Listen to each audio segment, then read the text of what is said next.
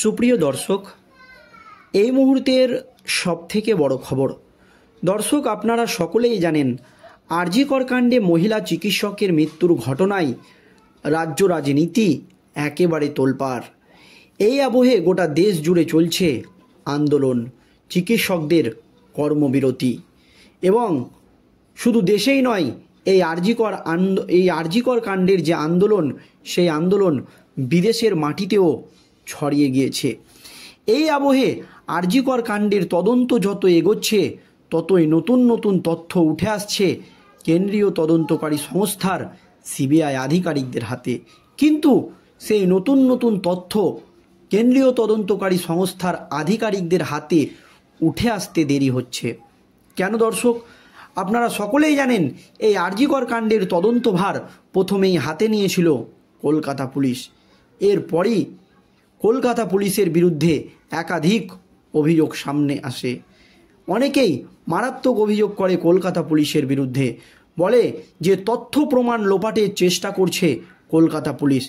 এর পরপরই আপনারা জানেন কলকাতা হাইকোর্টের প্রধান বিচারপতি টি.এস. শিবাজ্ঞানাম কলকাতা পুলিশকে একেবারে তীব্র ভৎসনা করেন এবং রাজ্যের আইন শৃঙ্খলা নিয়ে প্রশ্ন তুলে দেন।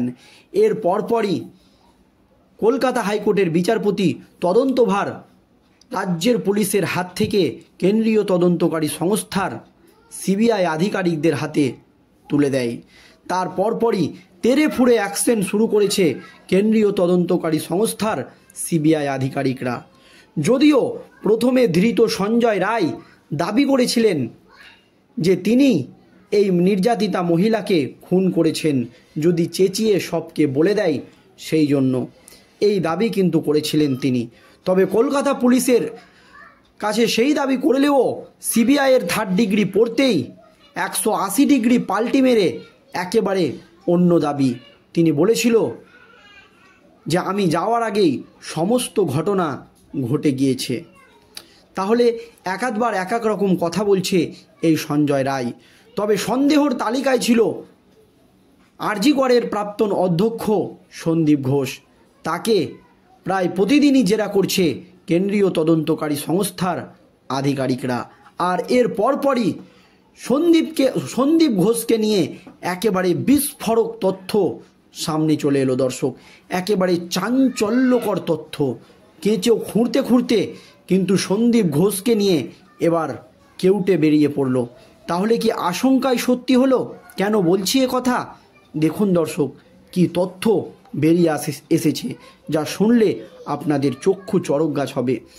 আর.জি. কর মেডিকেল কলেজে ও হাসপাতালে গত 9ই আগস্ট মহিলা চিকিৎসকের মৃত্যুর ঘটনায় তোলপাড় হয়েছে গোটা রাজ্য থেকে শুরু করে দেশ বিদেশ। এই ঘটনার পেছনে ঠিক কি রয়েছে তা খুঁজতে মরিয়া কেন্দ্রীয় তদন্তকারী সংস্থার সিবিআই আধিকারিকরা। তবে সিবিআই যখন মহিলা চিকিৎসকের মৃত্যুর তদন্তে ব্যস্ত, সেই সময় আরও বিভিন্ন তথ্য সামনে আসছে যা চমকে দেওয়ার মতো। আর.জি. কর এখন যে হয়ে দাঁড়িয়েছে কেঁচো খুঁড়তে খুঁড়তে কেউটে।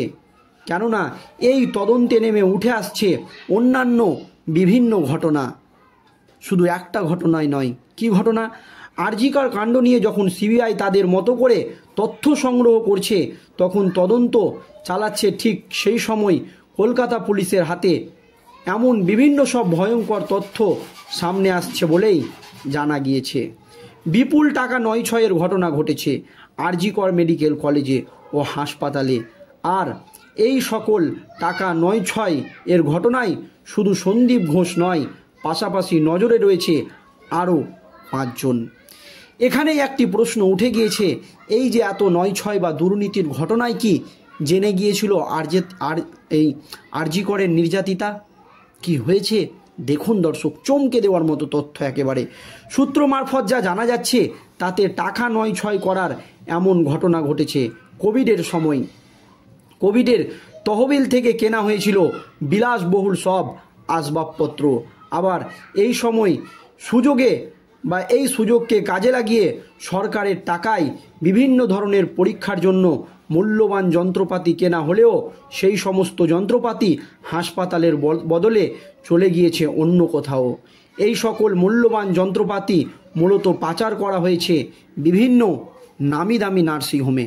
দেখুন দর্শক, কোভিডের সময় কেন্দ্রীয় সরকার বা রাজ্য সরকার যে টাকা বরাদ্দ করেছিল বিভিন্ন হসপিটালগুলোর জন্য, যে দামি দামি যন্ত্রপাতি কেনা হয়েছিল, সেই দামি দামি যন্ত্রপাতি চলে গিয়েছে বিভিন্ন নামি দামি নার্সিংহোমে। এই তথ্যগুলোই কি জানতে পেরেছিল আরজি করের মৃতা মহিলা? সেই জন্যই কি তার সঙ্গে এই ধরনের ঘটনা?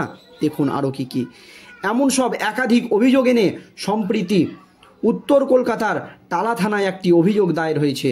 দুর্নীতির এই অভিযোগে একদিকে যেমন নাম রয়েছে আরজি কর মেডিকেল কলেজ ও হাসপাতালের প্রাক্তন অধ্যক্ষ সন্দীপ ঘোষের, ঠিক সেই রকম নাম রয়েছে আরও 5 জন রাঘব বোয়াল স্বাস্থ্যকর্তার, যাদের মধ্যে আবার একজন আরজি করের প্রাক্তন এবং আরও একজনের নাম রয়েছে যিনি এখনও এই ঘটনার পরও আরজি করে কর্মরত।